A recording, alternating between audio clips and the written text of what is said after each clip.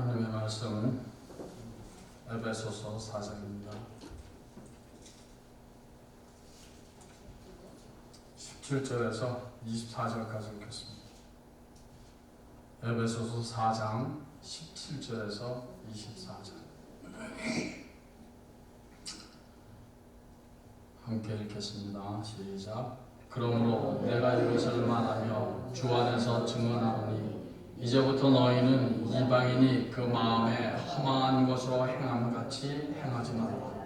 그들의 총명이 어두워지고 그들 가운데 있는 무지함과 그들의 마음이 굳어짐으로 말미암아 하나님의 생명에서 떠나있도다. 그들이 감각 없는 자가 되어 자신을 방탕에 방임하여 모든 더러운 것을 욕심으로 행하되 오직 너희는 그리스도를 그같이 배우지 아니하였느니라.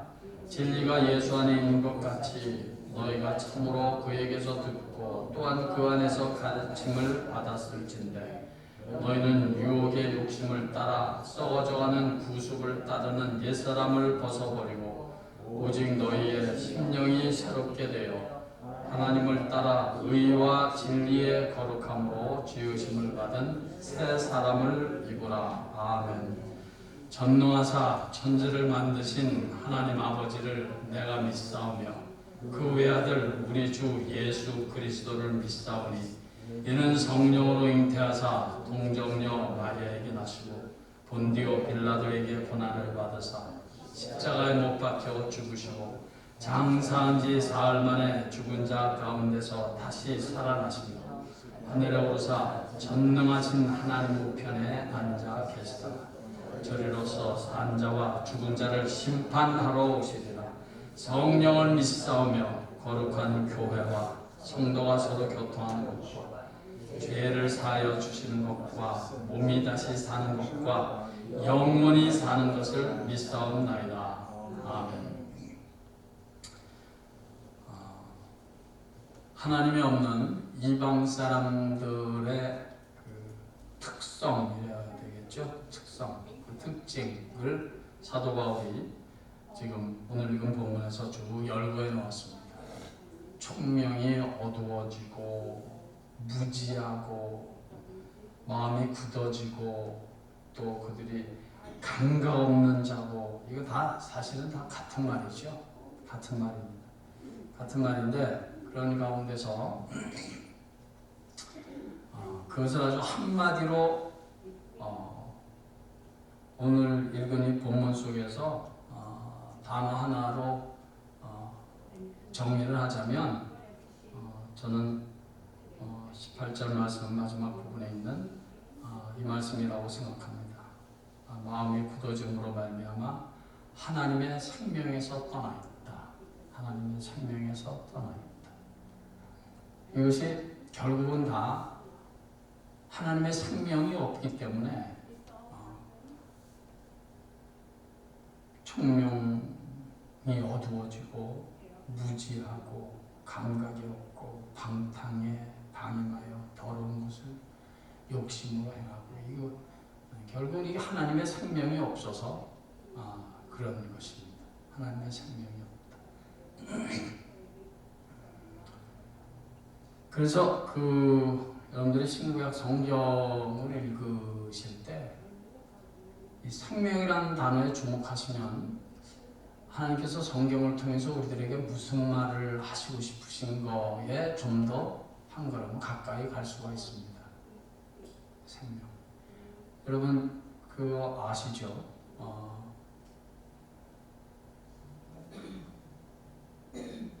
예수님께서 구원받지 못한 사람들 그래서 지옥의 불못 지옥을 불못이라고 많이 그렇게 성경에 언급하는데 그 지옥의 불못에 떨어지는 사람은 어떤 사람들이 거기 가느냐 요한계시록에 보니까 하나님의 무슨 책이죠? 생명책. 생명책에 기록되지 못한 자들은 다 불못에 떨어집니다. 생명책이라고 기록되어 있습니다. 생명책. 우리 한번 성경 찾아볼까요? 요한계시록 20장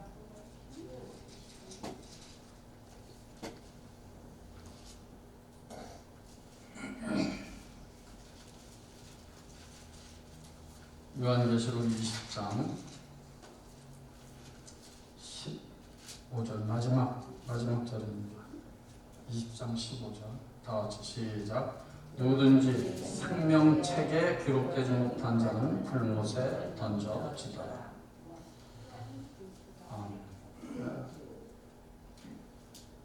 천국의 하나님의 보좌에 우리 하나님 아버지께서 갖고 계신 책이 하나 있는데, 이 책에 기록된 사람, 구원받은 자의 이름이 기록되어 있는데, 이 생명책에 기록되어 있지 못한 사람은 불못에 던집니다. 그러니까 이 생명책에 구원받은 자의 이름이 기록되어 있는데, 그 구원받은 자의 이름이 기록되어 있는 그 책을 생명책이라는 것입니다. 이건 단순히 이름을 그렇게 붙였다, 그런 의미에 훨씬 더 이상이죠. 그러니까 예수의 생명이 숨겨진 자, 구원받은 자를 성경은 그렇게 말하고 있는 것입니다. 예수의 생명이 있느냐. 우리가 예수를 믿는다는 것은 예수의 생명이 내 안에 있는 거예요. 예수를 믿지 않는 것은 예수의 생명이 그 안에 없는 것입니다. 여러분, 우리가 영생을 얻는다, 그렇게 우리 믿고 그렇게 말하잖아요. 그러니까 예수를 믿는다는 것은 예수의 생명이 내 안에 숨겨진 것이기 때문에 그것은 자연히 영생이 되는 거예요. 왜냐하면 예수의 생명은 그렇게 도중에 취소되거나 없어지거나 무슨 망가지거나 변질되거나 그러는 생명이 아니기 때문이에요. 그러니까 내가 예수를 믿어서 예수의 생명이 내 안에 생겼다는 것은 자연스럽게 그 예수의 생명은 곧 영생이 되는 것입니다. 그런 의미에서 여러분, 우리가 예수를 믿고 천국 백성이 됐다, 영생을 얻었다 하는 것은, 영생은 죽어서 천국에 가야지만 영생이 아니에요. 내가 예수를 믿고 영접한 그 순간서부터 내 안에는 이미 영생이 시작된 것입니다. 왜냐하면 예수의 생명이 곧 영생이기 때문이에요. 천국에 가봐야 내가 영생을 얻었는지 안 얻었는지 그런 게 전혀 아닙니다. 그런 게 아니에요. 내가 예수를 구주로 믿고 영접한 그 순간서부터, 예수의 피로 내 죄를 용서함 받은 그 순간서부터 그 사람은 영생을 누리고 있는 거예요. 영생을 받은 거예요. 영생을 누리고 있는 거예요. 그러니까 영생이라는 것은 물론 시간적인 개념도 있습니다. 영생, 영원한 시간, eternal life 안에 영원한 생명. 시간적인 개념에서 영생이에요. 영생, 영원한 생명. 그러니까 시간적인 개념에서만 영생의 개념을 갖고 있으면 안 돼요.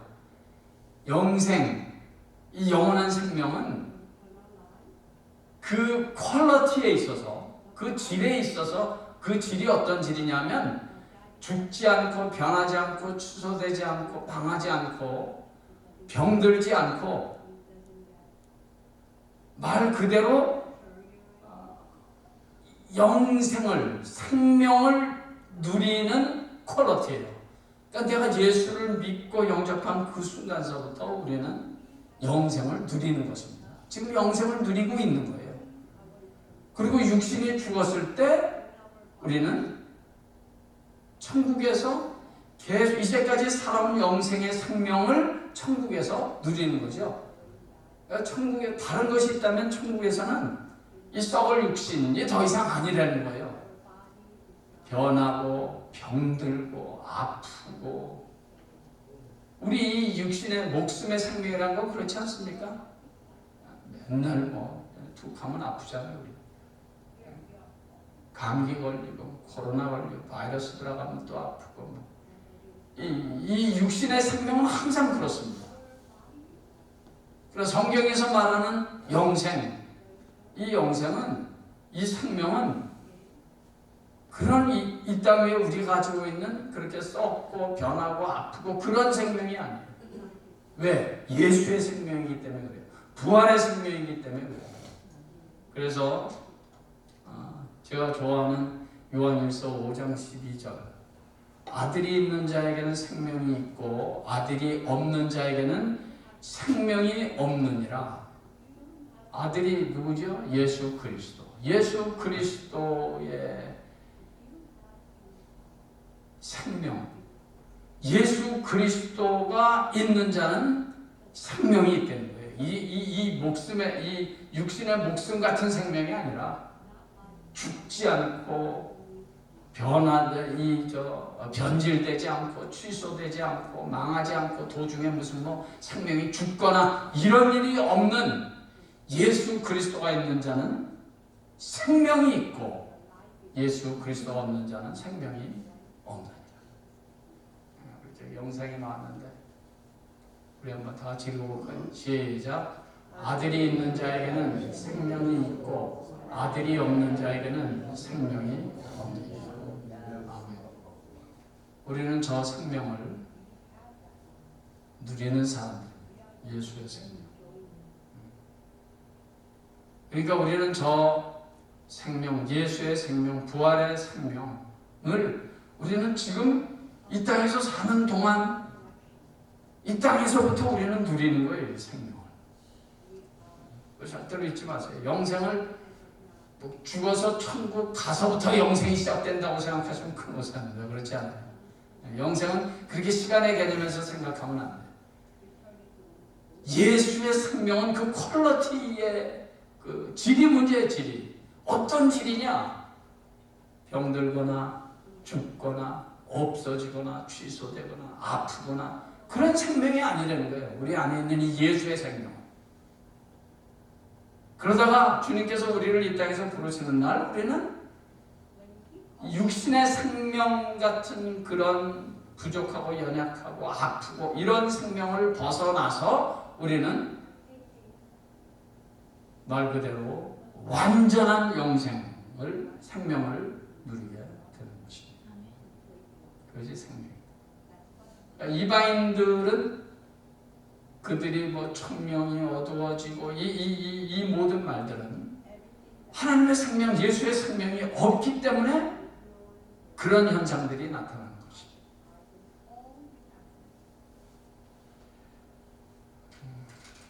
이 생명이 없어진다. 이것을 이제 사도 바울은 생명이 없는 사람들을 사도 바울은 마음이 굳어지는 것에 이렇게 강조를 했습니다. 마음에 굳어진. 지난 시간에 잠깐 공부했습니다. 마음이 굳어집니다. 마음이 굳어집니다. 근데 그 마음이 하루아침에 굳어지는 거 아닙니다. 오랜 세월 동안 불신과 불평과 원망과 근심, 걱정, 염려 이런 것들이 자꾸 쌓이게 될 때 그럴 때 그 마음은 점점 단단해지는 것입니다. 마음이 굳어지는 것입니다. 단단해집니다. 그래서 예수님께서는 그런 마음을 길가에 비유를 하셨습니다. 길 위에는 사람들이 길에는 자주 다니잖아요. 자꾸 사람들이 다니니까 땅이 단단해졌단 말입니다. 그래서 씨 뿌린 사람이 씨를 뿌렸어요. 씨가 땅에 들어가지 못하는 거죠. 하나님의 말씀이 뿌려졌지만 그 말씀이 그 마음밭에 들어가지 못하는 거예요. 들어가지도 못한 상태에서 누가 봤죠? 새들이 와서 다 쪼아먹는다. 이게 예수님의 기가 막힌 비유 아닙니까? 그 새들을 예수님께서 씨 뿌리는 비유를 말씀하시면서 그 새들은 뭐라고 해석하셨습니까? 마귀. 그러니까 마음이 단단해지면, 마음이 굳어지면 말씀이 뿌려진 수가 없는 것, 숨겨질 수가 없는 것, 그게 문제예요. 그게 제일 심각한 문제입니다. 그게 정말 우리 믿는 사람들이 정말 생명을 걸고 싸워야 될 문제예요.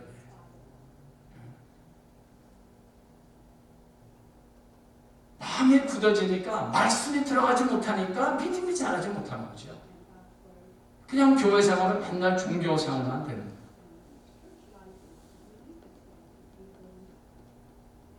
목사로서 가장 마음이 아픈 것이 여러분들은 어떤 일이 있을 거라고 생각하십니까? 목사로서 가장 마음이 아픈 거. 차라리 대놓고 목사한테 욕을 하면 괜찮을 것 같아요. 목사로서 제일 마음이 안타까운 건 한 달이 지나고, 두 달이 지나고, 1년이 지나고, 2년이 지나고, 몇 년이 지났는데도 말씀이 그 영혼에, 그 마음에 숨겨지지 않는 거예요. 그러니까 말씀이 숨겨지지 않으니까 믿음이 자라지 않아요. 그게 제일 안타깝고, 제 심정을 솔직하게 표현한다면 정말 그런 일이 있을 때 목사가 된 것을 회의를 느낍니다. 목사는 말씀이 전하는 게 메인 잡인 사람인데 수년이 지나도록 말씀을 막 목에 피가 막 목에서 피가 나도록 외치거든요. 그런데 그 말씀이 들어가지 못합니다. 그때가 제일 마음이 아픕니다.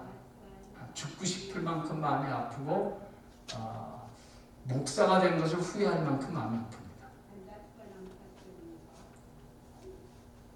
그러니까 신앙생활은 말씀과 자꾸 가까워져야 되는데 말씀이 가까워지지 않아요. 그것은 그 사람의 성품의 문제가 아니에요. 그 마음이 굳어져 있기 때문에. 그러니까 새들이 말씀 전하면 뭐예요? 새들이라서 쪽쪽 다 쪼았는데 새만 배부른 거예요.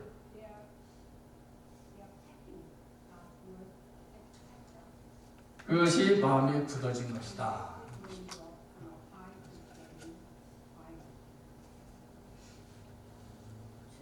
그래서 그것이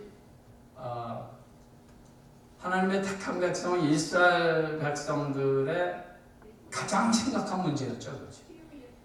이 사람들이 이스라엘 민족들이 말을 안 듣는 거예요. 말을. 하나님께서 그 많은 선지자들을 얼마나 많이 보냈습니까? 말라기 선지자까지. 그 많은 선지자들을 통해서 뭐 하시는 거예요? 하나님의 말씀을 대신 저들이 전한 거 아니에요? 그것도 안 듣는 거예요. 안 들어. 그것이 하나님의 마음이었습니다. 그러니까 아무리 선지자들을 보내서 말을 안 들으니까 그것이 이스라엘 백성들의 실패입니다. 가나안 땅에 가기까지 애굽에서 나왔던 사람 다 죽었잖아요. 두 사람만 빼놓고 다 죽었어요. 하나님의 말씀을 듣지 못해서. 그것을 성경은 표현하기를 목이 곧은 자. 이스라엘 백성들 보고 하나님은 목이 곧은 자. 목이 이렇게 숙여지질 않는 거예요. 하나님의 말씀 앞에. 목이 딱 굳어요. 하나님께서 말씀하면 목을 딱 굳게 세워서 하나님의 말씀에 순종하지 않는 것입니다. 목이 곧은 자.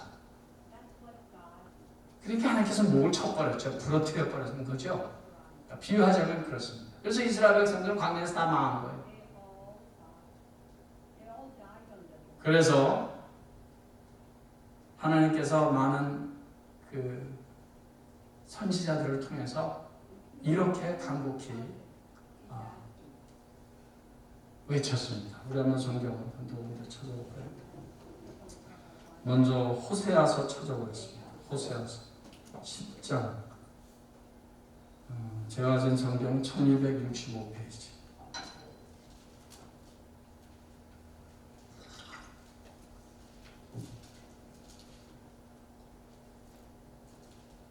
(1265페이지) 호세아서 10장 12절 다 같이 읽겠습니다. 호세아서 10장 12절 1265페이지. 시작. 너희가 자기를 위하여 공의를 심고 인애를 거두라. 너희 묵은 땅을 기경하라. 지금이 곧 여호와를 찾을 때니 마침내 여호와께서 오사 공의를 비처럼 너희에게 내리시리라. 아멘. 너희 묵은 땅을 기경하라. 이스라엘 백성들의 그 불신의 마음, 순종하지 않는 마음, 목이 딱 고든 그 교만한 마음을 호세아 선지자는 묵은 땅, 묵은 땅, 뭐 결국은 뭡니까? 묵은 땅, 단단해진 땅, 마음의 땅, 그것을 기경하라, 뒤집어 엎으라는 말이죠. 그래야지 씨를 심든지 뭘 심어서 저가 농사를 짓든지 뭘 하든지 묵은 땅, 그 단단해진 땅을 뒤집어 엎으라는 말이에요. 왜? 그래야 말씀이 들어갈 수 있으니까.